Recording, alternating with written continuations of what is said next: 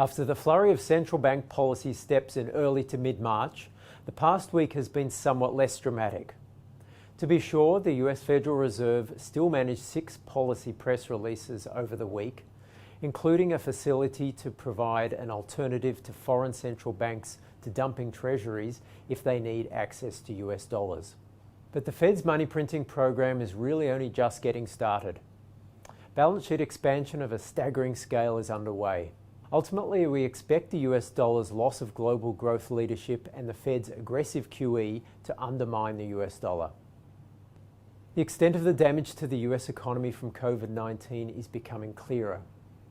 Initial filings for jobless benefits had averaged 212,000 per week until early March. As lockdown orders began to be issued in several states, claims surged to 3.3 million in the week of 20th of March. Then new jobless claims for the week to 27th of March exploded to 6.65 million. For comparison, weekly claims peaked around 665,000 during the GFC, so the speed of the deterioration of the US job market is much faster now. The RBA was slow off the mark in terms of its response to COVID-19 in February, but March produced a rapid response, including cutting the cash rate to 0.25% and the launch of its first QE program. Having taken these huge steps, there is limited market tension over the RBA board's policy decision on Tuesday. Perhaps there will be some guidance on forecasts not officially due until May. Westpac has had to revise its own key forecast this week after the announcement of the government's wage subsidy scheme to help thousands of smaller businesses hibernate during the shutdown of non-essential services. The proposed JobKeeper payment is a radical plan befitting an extraordinary hit to the economy.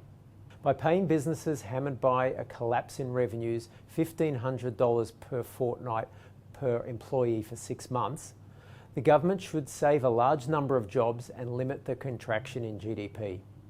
Australia's unemployment rate should be much lower than it would have been otherwise thanks to the scheme. We now see unemployment peaking around 9% in June. But Australia is still facing a deep recession.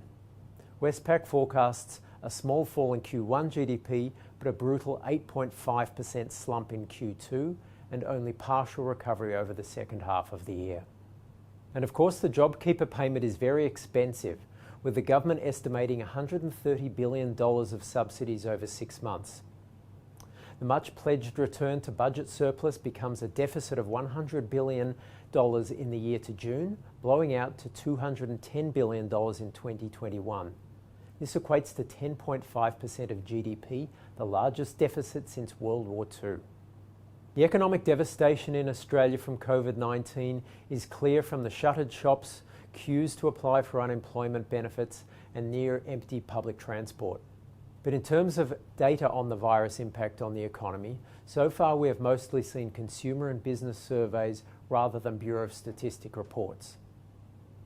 This starts to change in the week ahead with February trade data to show the hit to tourism and education exports from the 1st of February ban on arrivals from mainland China. This will provide further guidance for the Aussie dollar, which has traded mostly above 60 cents this week, supported by a softer US dollar.